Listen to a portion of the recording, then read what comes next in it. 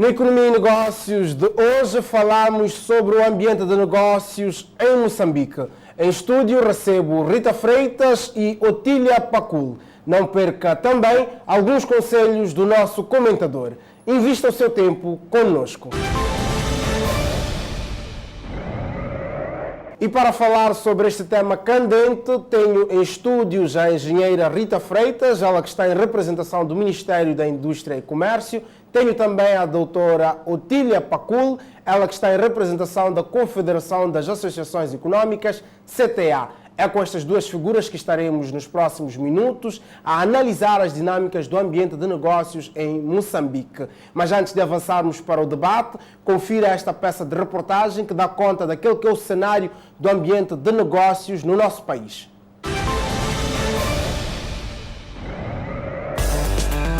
Na África subsaariana, os últimos anos têm sido de enorme crescimento, alavancado pela criação de condições favoráveis ao investimento e à implementação de mais e melhores empresas. Apesar de todos os desafios, Moçambique não é exceção. Os dados do último Doing Business, o relatório do Banco Mundial que avalia o ambiente de negócios de 189 países, mostram essa evolução.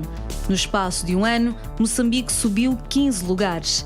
A flexibilidade da legislação comercial registada e a maior rapidez na resolução de conflitos, como insolvências ou cobranças, justificam a subida neste ranking.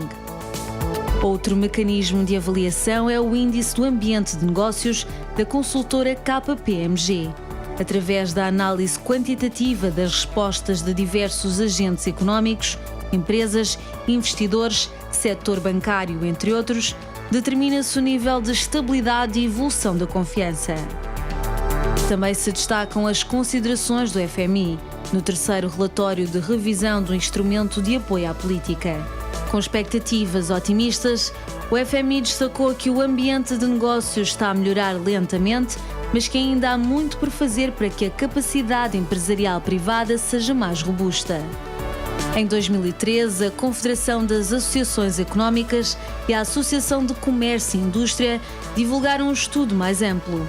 Num relatório que avaliava a evolução deste fator entre 1996 e 2013, as conclusões foram incisivas. Apesar dos cerca de 10 mil milhões de dólares já investidos para o efeito, as estratégias de melhoria do ambiente de negócios são ainda insuficientes.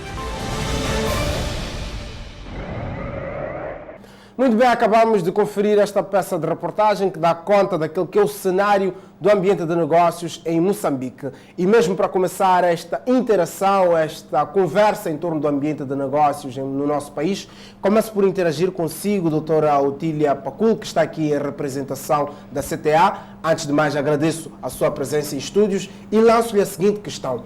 O setor privado, que leitura faz do ambiente de negócios em Moçambique? Muito boa noite. Em primeiro lugar, agradecer a oportunidade que nos foi conseguida de participar neste debate que é atual e que é parte da agenda do setor privado. Falar do ambiente de negócios passa, em primeiro lugar, por definir o que é isso de ambiente de negócios e, na minha opinião muito pessoal, eu julgo que trata-se de discutir custos de transação. A CTA, ao discutir este tema, pretende, em primeiro lugar, reduzir o tempo necessário para iniciar um negócio ou para desenvolver negócios. Em segundo lugar, reduzir custos e, por outro lado, operar com procedimentos que sejam favoráveis ao desenvolvimento da atividade económica. Estas seriam as premissas principais para fazer esta discussão. E é sobre isso que se centra o papel da nossa Confederação, no sentido de que nós estamos estruturados exatamente...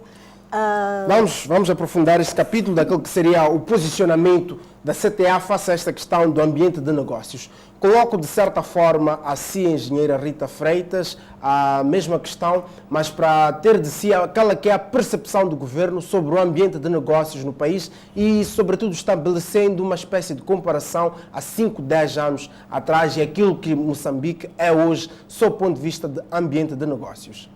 Começar por agradecer a oportunidade que dão ao Ministério da Indústria e Comércio de podermos participar neste debate. Em relação ao ambiente de negócios no país nos últimos anos, dizer de como é de conhecimento de todos, tem vindo a melhorar. Temos feito várias reformas em várias áreas, como tem acompanhado. Temos feito a revisão de várias legislações no sentido de melhorar cada vez mais o início do negócio. Por exemplo, fizemos a revisão do licenciamento industrial, fizemos a revisão do licenciamento comercial, fizemos a revisão do licenciamento simplificado, fizemos uma série de revisões que vão permitir ao empresário simplificar a abertura do seu negócio. Para além destas reformas, temos a questão da aprovação da lei da insolvência, temos a questão da concorrência também que foi aprovada, temos a criação Percebo. Deixou aqui ficar a doutora Pacul, na sua primeira intervenção, questões ligadas aos custos de transação. O que se oferece dizer sobre este aspecto? Dizer que nestas revisões que foram feitas, como referiu-se a doutora Otília Pacul, o principal objetivo do governo foi de reduzir procedimentos, tempo e custos de transação. Então, nas revisões que foram feitas, foram tidos em conta estes aspectos. Ao simplificar os procedimentos, ao reduzir o tempo, estamos também a reduzir os custos indiretamente. Então, isto foi tido em conta na revisão das legislações que foram feitas recentemente. Muito bem. Doutora Pacul, olhando aqui para a primeira intervenção da engenheira Rita Freitas, basicamente cingiu-se no que tem que ver necessariamente com legislação. Na sua óptica, a questão do ambiente de negócios, a melhoria do ambiente de negócios, está estritamente ligada à legislação vigente ou a fatores que se acrescem a este aspecto da legislação? Bem, de facto, as questões do ambiente de negócios estão ligadas à legislação vigente, mas é preciso olhar em duas perspectivas. Uma primeira, que tem a ver com procedimentos, a implementação desta legislação e qual o impacto que essa legislação tem no desenvolvimento da atividade empresarial. A segunda perspectiva seria a perspectiva de olhar para a racionalidade e validade que essa mesma legislação tem no momento atual para permitir que as unidades empresariais operem. E neste processo de reformas, como disse aqui a engenheira Rita, de facto, nós fizemos várias revisões, mas a grande questão é o ambiente de negócios não é ainda satisfatório, na medida em que, principalmente, quando vamos caminhando mais para fora da capital, nós encontramos que grande parte das nossas instituições ao nível do governo que estão estabelecidas nestas províncias dificilmente têm conhecimento ou domínio sobre como implementar esta legislação. Isso não quer dizer que na capital não haja problemas, mas são muito mais visíveis nas províncias. Portanto, quanto mais nos distanciamos dos centros urbanos, mais problemas registram-se nesta componente de procedimentos, vamos assim dizer. E de implementação. Então, o que é necessário é que há necessidade de nós implementarmos uma educação, quer da comunidade empresarial e mesmo dos agentes do Estado, para que nós tenhamos maior domínio desta legislação e para que ela seja implementada e que se faça um acompanhamento, por forma a podermos monitorar e saber avaliar qual é o impacto real que estas reformas estão a ter na atividade empresarial. Muito bem. Um dos aspectos que retive da sua intervenção, engenheira Freitas, foi a questão da redução de custos de transação, redução de procedimentos e também de tempo. De uma forma global, estaremos a falar então de remoção de barreiras e até mesmo incentivo ao setor privado. Mas gostaria que especificasse um pouco mais esta questão dos procedimentos, de que procedimentos está a falar, quando fala de tempo, a que tempo se refere, está a falar de tempo de licenciamento, tempo de obtenção de um ou outro documento, a que se refere especificamente que está a beneficiar então o empresário ou o agente econômico? Dizer de que em relação a essas reformas levadas a cabo pelo governo, dizer de que a redução, por exemplo, nos procedimentos, o governo criou os balcões de atendimento único como uma das formas, o baú, como uma das formas de reduzir os procedimentos e o tempo. Como assim?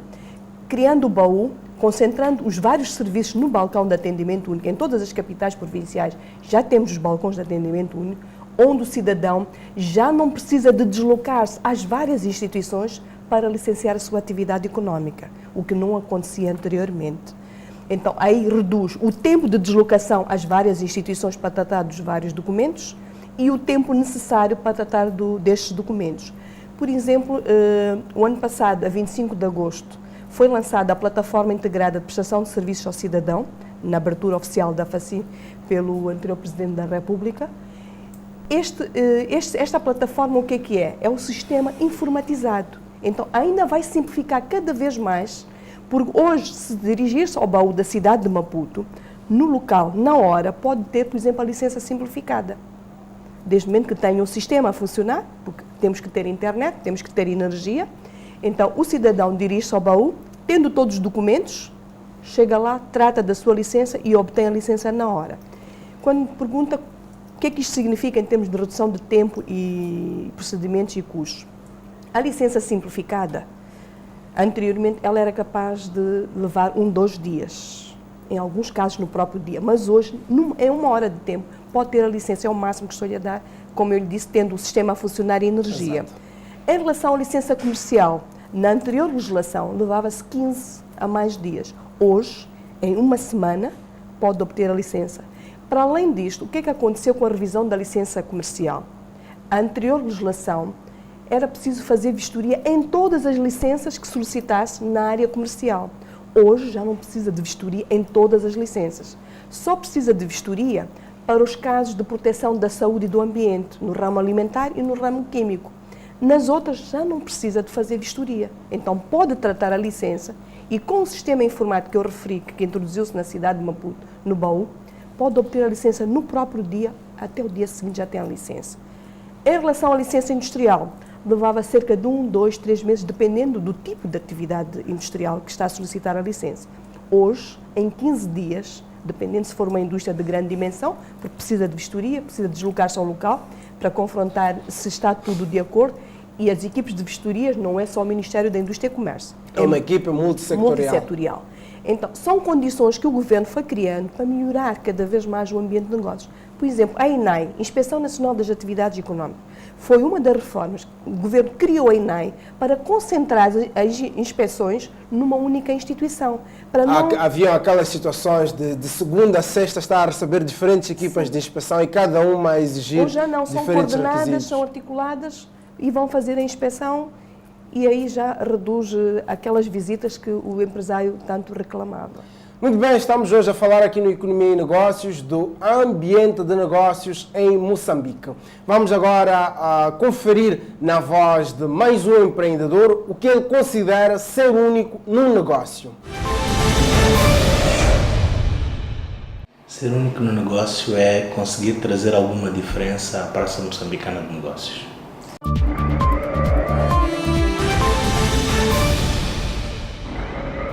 Ser empreendedor é conseguir deixar que os moçambicanos participem desses negócios.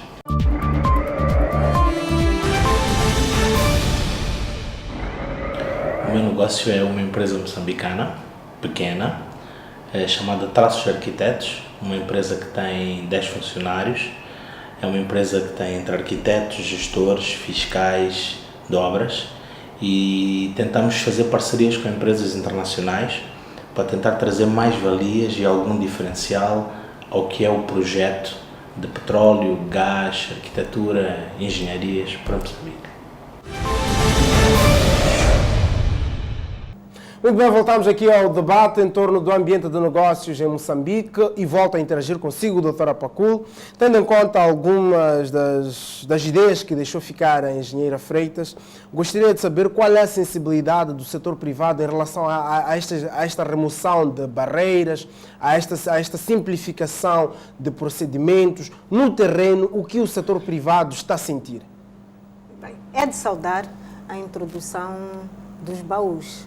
Mas nós julgamos que, para além da atividade de licenciar, eles precisam de ser reforçados do ponto de vista de capacidade de responder àquilo que é a demanda do setor privado em relação a tudo aquilo que envolve a tramitação de documentação quando estes procuram serviços no sentido de obter informação sobre, por exemplo, oportunidades de negócio, investimentos e tudo isso. Acreditamos que é um passo que foi muito bom ter sido dado pelo governo, mas, mais uma vez... está a dizer que os baús deviam ser mais capacitados. Precisam de ser mais capacitados e reforçados. Sobretudo, aqui volto a levantar o mesmo problema. Quando estamos na capital, a competência é excelente, mas à medida que caminhamos para a província, sentimos que nos baús ainda há dificuldades de responder àquilo que são as preocupações. É natural que se trata de instituições que foram recentemente criadas e que estão num processo de consolidação, mas há necessidade de melhorar a competência daqueles que são os técnicos que assistem ao setor privado nestes balcões. Um estudo feito sobre a questão do ambiente de negócios revela, e passo a citar, falta uma visão comum sobre o desenvolvimento de Moçambique e uma política de acompanhamento abrangente para o ambiente de negócios. Moçambique não tem uma estratégia ampla para a melhoria do clima de investimento ou para a competitividade das empresas. Até que ponto partilharia desta visão?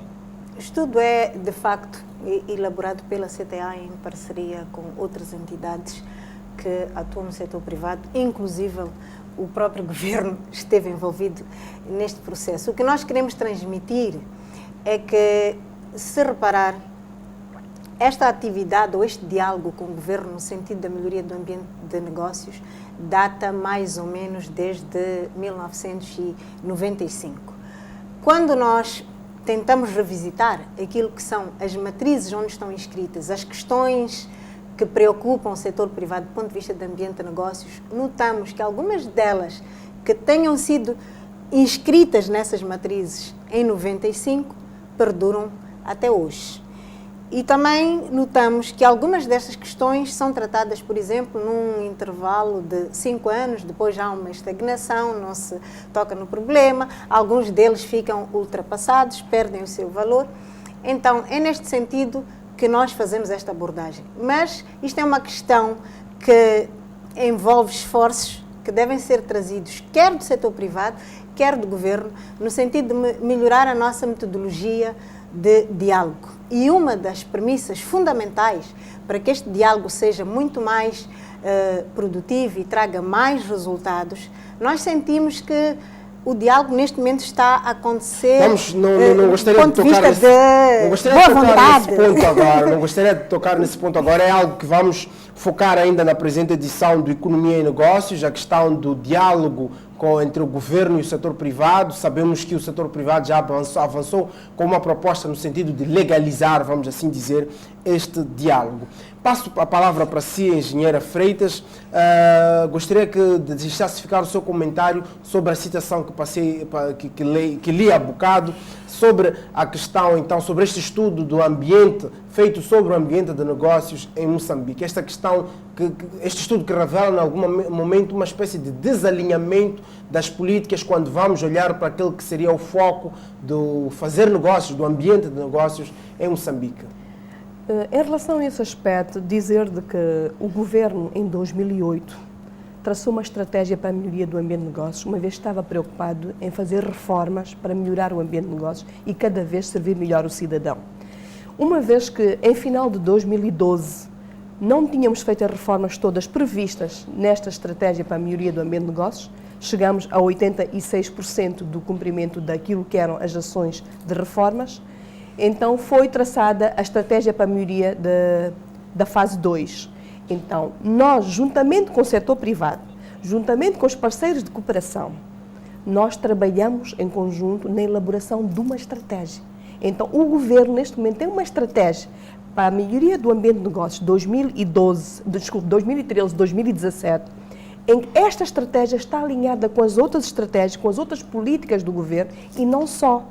Nós pegamos nos aspectos que o Doing Business avalia, os 10 indicadores, e verificamos o que é que Moçambique pode fazer para melhorar cada vez mais a sua posição. Portanto, este também é um documento relevante naquilo que é a atuação do governo quando vai lidar então com o ambiente de negócio, a questão do Doing Business. Sim, nós tivemos em conta os 10 indicadores Então, se reparar, na estratégia para a melhoria do ambiente de negócios, estão lá presentes estes indicadores, o que é que cada setor de atividade deve fazer para melhorar o ambiente de negócio. Então, estamos alinhados com as várias estratégias do Governo, estamos alinhados com os vários relatórios internacionais e temos em conta que precisamos cada vez mais de fazer reformas para melhorar o ambiente de negócios. Daí estas reformas que estamos a levar a cabo e temos uma série de ações que devemos levar a cabo até 2017 para melhorar o ambiente de negócios e servir cada vez melhor o nosso cidadão, o empresariado nacional. Muito obrigado. Recordar ao caro telespectador aí em casa que estamos a falar hoje no Economia e Negócios sobre o ambiente de negócios em Moçambique. Vamos sair para um curtíssimo intervalo, mas não saia daí, voltamos no próximo bloco com um caso de sucesso e também mais debate em torno do ambiente de negócios em Moçambique. Até já!